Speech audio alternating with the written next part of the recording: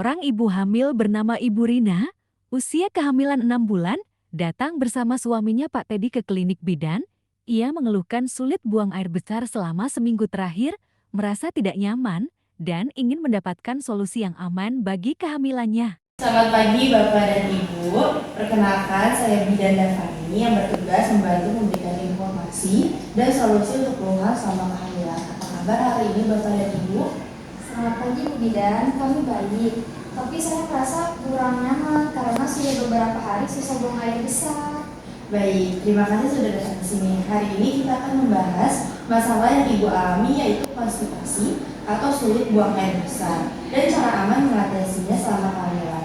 Nah, tujuan saya adalah membantu Ibu agar merasa lebih nyaman dan kehamilan tetap sehat. Apakah Bapak dan Ibu bersedia untuk berdiskusi? Tentu saja Bu Bidan, kami ingin tahu bagaimana cara mengatasi masalah ini.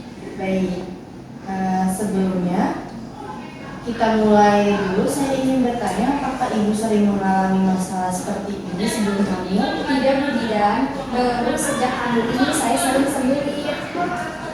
Baik ya, ini memang sering terjadi pada ibu hamil yang jangan khawatir. Kita akan cari solusi bersama.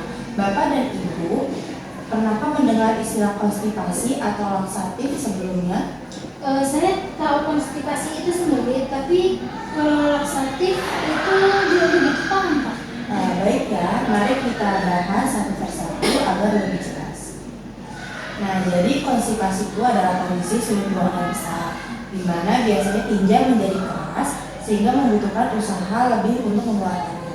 Nah, pada ibu hamil itu sering terjadi karena perubahan hormon, tekanan rahim yang membesar pada usus, serta kebiasaan kurang bergerak atau kurang minum air.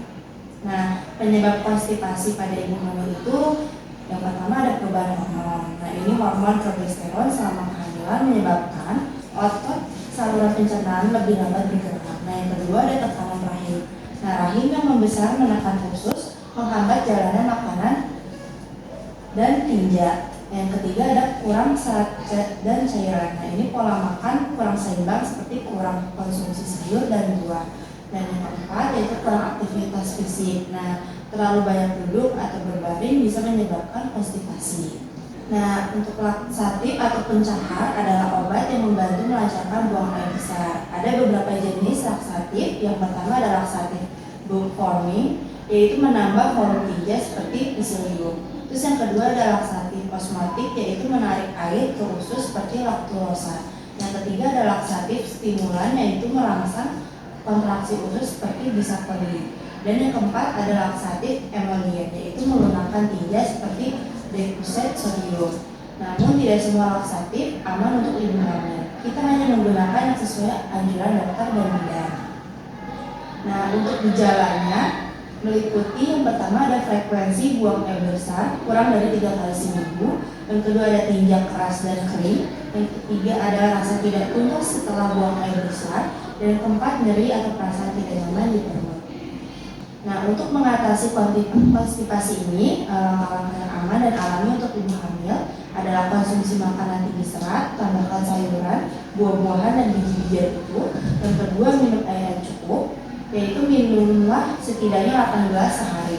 Terus yang ketiga ada aktivitas fisik ringan seperti jalan pagi atau senam hamil. Nah, sekarang apakah ada yang ingin Bapak atau Ibu tanyakan tentang konstipasi dan cara mengatasinya? Bu Bidan, apakah saya harus langsung menggunakan laksatif jika masih sembelit? Tidak perlu langsung menggunakannya ya Bu. Kita coba dulu langkah alami seperti makan sehat dan minum cukup air. Laksatif hanya digunakan jika cara alami belum berhasil setelah konsultasi. Apakah kondisi ini bisa membahayakan saat kehamilan, Bu? Jika konstipasi tidak parah dan segera ditangani, tidak akan membahayakan. Namun jika dibiarkan bisa menyebabkan komplikasi seperti hemoroid atau fisura anus. Nah, jadi kita upayakan penanganan secepatnya. Nah, baik Ibu Rina, langkah pertama yang bisa Ibu coba adalah memperbaiki pola makan, meningkatkan asupan serat dan cairan. Jika dalam seminggu belum membaik, silakan kembali untuk evaluasi ya. Kami akan membantu lebih lanjut. Terima kasih Bu Bidan, penjelasannya sangat membantu. Baik, sama-sama Bapak dan Ibu, jangan ragu untuk berkonsultasi lagi jika ada keluhan lain. Semoga Ibu Rina dan Bapak Teddy bisa lebih nyaman dan kehamilannya berjalan lancar. Amin.